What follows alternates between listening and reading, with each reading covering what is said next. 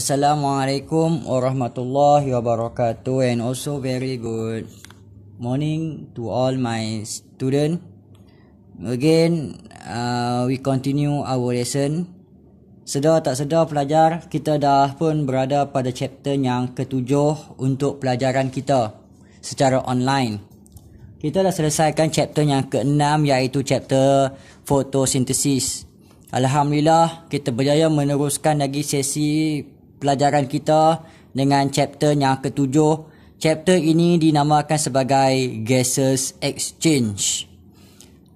Topik chapter gases exchange ini adalah satu chapter yang berkisarkan bagaimana berlakunya exchange of the gases between oxygen and carbon dioxide. Oxygen is required as satu medium sebagai final electron acceptor that become the water at the end of the topic of respiration. Namun begitu, bukan itu yang saya ingin bincangkan dengan kamu.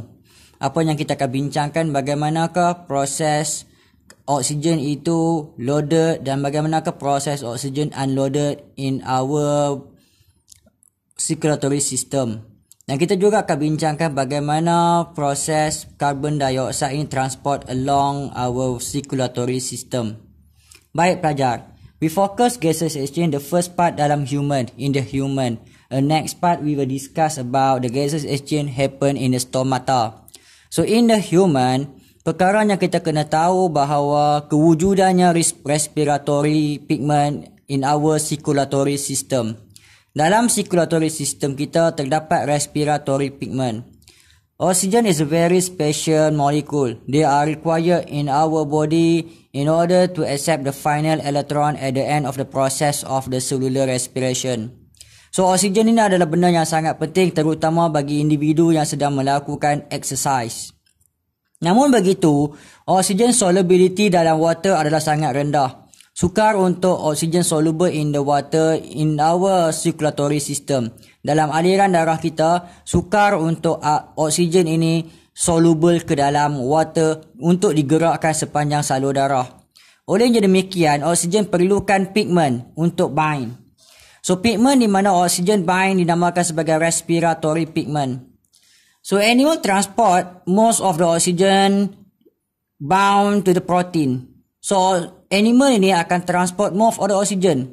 Kebanyakan oksigen ini akan diangkut. So oxygen transport in the animal, dia akan bound kepada protein. Bound ini adalah past tense kepada bind. Yang mana oksigen ni yang boleh bind kepada protein, dan protein yang bind oksigen ini dinamakan sebagai respiratory pigment. Ini untuk haiwan. Akibat daripada kesukaran oksigen itu soluble dalam water, dalam salur darah, maka oksigen memerlukan respiratory pigment untuk diangkut. Oleh itu, in the human, respiratory pigment yang mengangkut oksigen, that transport the oxygen adalah hemoglobin. Dan hemoglobin ini berada dalam erythrocyte, darah merah. So fahamkan dekat sini ya pelajar, oksigen bind to the hemoglobin in the human. Hemoglobin bertindak sebagai respiratory pigment. Dan untuk pergerakan hemoglobin berserta dengan oksigen ini, dia akan pergerakannya berlaku dalam erythrocyte, dalam sel darah merah. Jadi kita akan lihat struktur hemoglobin secara lebih mendalam, in very detailed way. Sebelum kita melihat secara mendalam, apa kata kita rujuk dulu bagaimana diagram hemoglobin ini. Struktur hemoglobin ini adalah struktur yang dibina daripada protein. So dia mempunyai polypeptide subunit. Ada berapa polypeptide subunit? Ada 1, 2, 3, 4. Setiap polypeptide subunit ni, iaitu protein, ada non-protein component, iaitu heme. Ini ada ejaan heme HAEM, ada ejaan HEME. So tak ada masalah, gunakan kedua-duanya. So heme ni adalah non-protein component. So non-protein component heme ni akan permanently bound kepada polypeptide subunit. So heme ni apabila dia permanently bound to the polypeptide subunit, maka hemoglobin ni boleh dianggap sebagai prostatic group. Pada heme terdapat satu bahagian center. Pada satu bahagian center yang dinamakan sebagai ion center. So ada ion. So ion ni lah yang menjadi tempat di mana oksigen akan bind. Apabila oksigen bound to the ion, dia akan tukarkan sedikit kepada warna gelap ya. Sebab tu kamu nampak darahnya gelap ni, darahnya bawa oksigen. So apa kita faham dengan hemoglobin ni? Hemoglobin consists of 4 subunit of polypeptide chain. Ialah sejenis protein ya. Each subunit has cofactor. Masih ingat lagi pelajaran kita cofactor, iaitu non-protein component. Dan cofactor ini adalah heme group. Ejaan heme boleh macam ni ya, H-E-M-E atau H-A-E-M. Boleh guna dua-dua. Dan heme group has the ion atom at the center. So ion atom ni tempat di mana oksigen akan bind. So fahamkan ini struktur hemoglobin. Bagaimana hemoglobin ini boleh bertindak? Tindakan hemoglobin ini berlaku secara cooperative binding. Dia berlaku secara cooperative binding ya pelajar ya. Apa yang kita maksudkan dengan cooperative binding? Untuk kita tahu tentang cooperative binding ini, kita baca dulu huraian dia dengan baik satu persatu. Hemoglobin bind to the oxygen reversible. Maksudnya oksigen boleh loaded masuk ke dalam dan dia boleh unloaded keluar. Yes. Sebab dia are not permanently bound. The oxygen bind, the hemoglobin bind ataupun hemoglobin load, hemoglobin binding ataupun hemoglobin loading oksigen in the lung, dekat kawasan lung, highlight patan lung. So hemoglobin ni load oksigen ataupun hemoglobin ni bind dengan oksigen dekat kawasan lung. So apabila oksigen bind with hemoglobin, they are form oxyhemoglobin. So ini at lung nampak ya, at lung. So, oksigen load into hemoglobin ataupun oksigen bind to hemoglobin. Dia bind. So, di kawasan hemoglobin ada ion center. So, apabila hemoglobin bind with oksigen, dia forming oxyhemoglobin. Ejaan hemoglobin H-E-M-O pun boleh, H-A-E pun boleh. Ikut, tak ada masalah ya. So, ini adalah oxyhemoglobin. Bagaimana dia boleh bind? Kita tengok satu persatu. When oxygen bind to one subunit.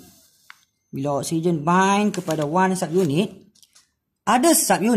the other subunit change shape slightly. Oxygen bind to one subunit and the rest 3 subunit akan sedikit berubah bentuk. Penting tak perubahan bentuk ni? Perubahan bentuk ni adalah sangat penting. Lagi ketiga ni yang akan berubah bentuk ni, dia penting untuk increase affinity of hemoglobin to oxygen. Highlight perkataan affinity. Saya tak nak guna perkataan lain Dia akan increase affinity hemoglobin terhadap oksigen. So lagi 3 ni, kecekapan dia kepada oksigen sangat tinggi. So rest of oxygen easy. Saya nak perkataan easy ni sebut. Rest of oxygen rapidly ataupun easy to bind with other subunit of hemoglobin. So the first binding ni mungkin agak sukar.